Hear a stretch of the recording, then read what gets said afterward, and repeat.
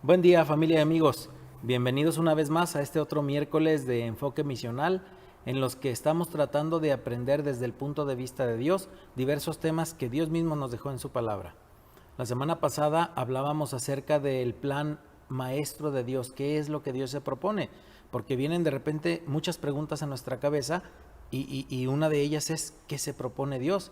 Y dijimos que íbamos a tratar de responder esa pregunta dando respuesta a su vez a otras preguntas. La primera cosa que quisimos dejar clara la semana pasada fue que Dios es soberano.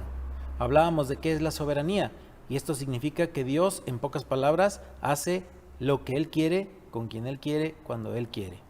Y nosotros ni nadie somos quien para decirle qué es lo que estás haciendo.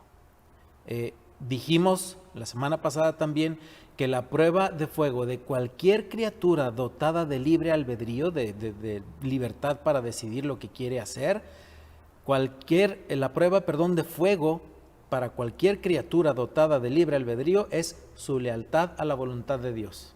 Porque es en el momento de la prueba cuando decidimos obedecer o no a la voluntad de Dios. Y pues bueno, en esta ocasión hablaremos acerca de la inauguración del reino terrenal de Dios. Después de la caída de Lucero, recuerdan que hablamos de Lucero, cómo quiso hacerse semejante a Dios y al final de cuentas pues cayó. Hubo esa codicia, esa soberbia en su corazón y terminó por caer de la gracia de Dios, declarando él mismo su independencia de la voluntad de Dios y ya vemos que no le fue nada bien. Bueno, pues Dios llevó a efecto otra creación, el hombre, el ser humano. Por peligroso que esto pareciera, este segundo intento de parte de Dios, también al hombre lo dotó de libre albedrío. El libre albedrío es esencial para la personalidad humana, puesto que el hombre y la mujer fueron creados a imagen de Dios. Es un designio de Dios reproducirse en personalidades humanas, en particular los rasgos de amor y santidad. Eso es algo que Dios ha querido. Y estas características divinas solo pueden crecer, solo pueden llevarse a cabo en el terreno de la libertad moral. Pues la comunión con Dios implica elección moral, obedecer o desobedecer. Y aquí cabe hacer una anotación. Querer ser como Dios no tiene nada de malo. Hay que dejarlo claro. Querer ser como Dios no tiene nada de malo. Lo malo está en querer hacerlo a la manera de Lucero, hoy Satanás. Es decir, él quiso ser como Dios, pero sin Dios como gobernante supremo en su vida. Quiso dejarlo de lado, quiso decir, yo puedo ser exactamente como él, soy muy grande, soy muy fuerte, soy muy poderoso, muchos me siguen, entonces puedo ser él. Y lo dejó de lado en su vida y ahí fue donde falló. ¿Por qué digo esto? Porque Dios procuró que el hombre y la mujer entablaran una relación plena con la soberanía divina. Perdón. Y aparte, procuró relacionarse con ellos por amor, no por la fuerza. Pero estaremos de acuerdo en que la fuerza del amor es infinitamente más potente que el músculo. Muchos no me dejarán mentir. Diversas experiencias a lo mejor les han dado en su vida esta enseñanza de que la fuerza del amor es infinitamente más potente que la de cualquier músculo. Entonces, con esto en mente, Dios crea a Adán y Eva como compañeros en su reino. Y como prueba inicial les prohibió comer del árbol del conocimiento del bien y del mal. Se les concedió clara y llanamente libertad de elección de comer todo lo que hay en el huerto y de esa manera someterse o desobedecer, porque también estaba la prohibición de comer del árbol del conocimiento del bien y del mal.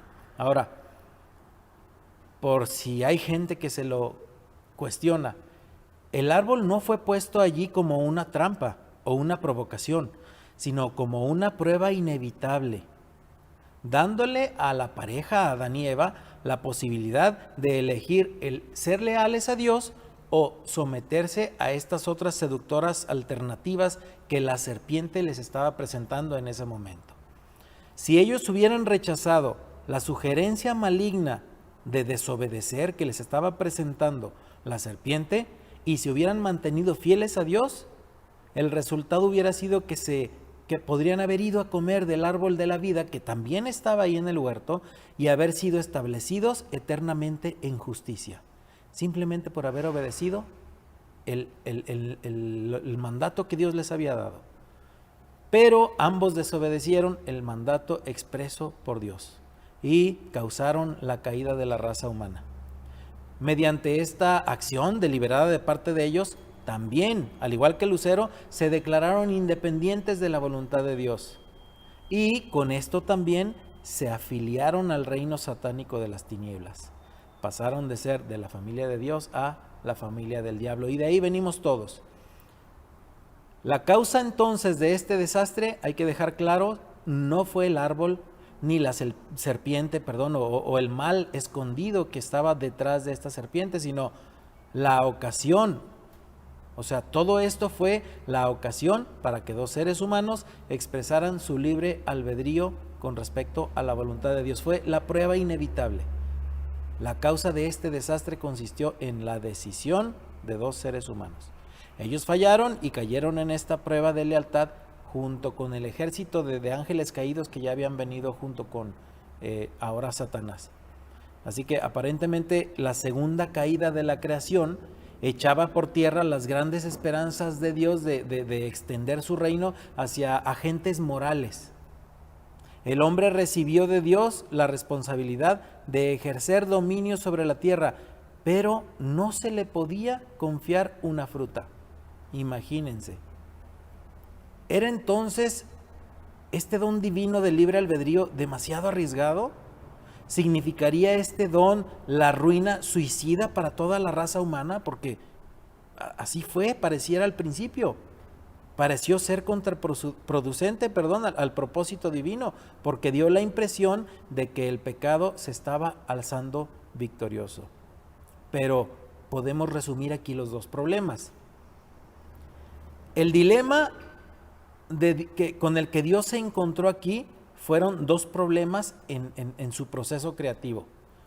Uno fue el hecho del que ya hablamos, de que el hasta entonces fiel lugarteniente Lucero desertara de las filas de Dios e inaugurara su propio reino, un reino falso, robando lealtad de un gran contingente de ángeles, una tercera parte de ellos. Y el segundo fue que el hombre creado a imagen de Dios también desertara y cayera en estado de pecado y desintegración personal. De este modo, el reino de Dios quedó dividido y parcialmente usurpado. La cuestión que se suele suscitar es: ¿por qué Dios se molestó en emprender una operación de rescate desde ese entonces? ¿Por qué Dios pensó en cómo, al final de cuentas, rescatar al hombre, para quien tenía muy buenos planes desde su creación? ¿Por qué no destruirlo todo? Un chasquido de dedos y empezar todo de nuevo. ¿Por qué no hacerlo así? Porque esta opción no cabía dentro de su plan soberano, ni tampoco habría supuesto en realidad una solución al profundo reto que planteaba la doble rebelión que ya hasta ese entonces se había presentado.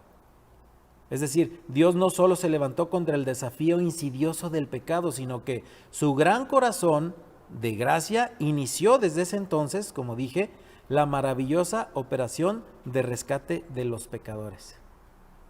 Así que este plan que ahora Dios implementó atacó ambos problemas. Por un lado, cómo recuperar su reino usurpado, y por el otro, cómo proveer redención para la humanidad.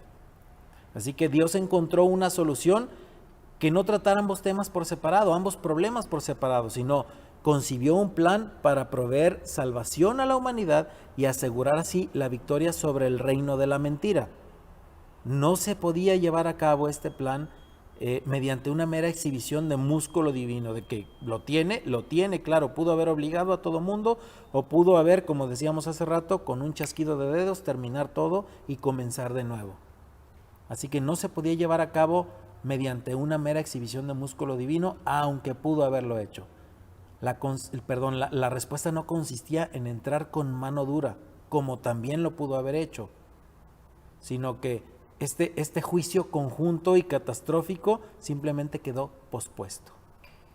Hizo falta más bien aquí esta acción acompañada de la profundidad y el poder de su más grande atributo, el amor. Pero de todo esto hablaremos, si Dios nos permite, la siguiente semana. Que Dios les bendiga.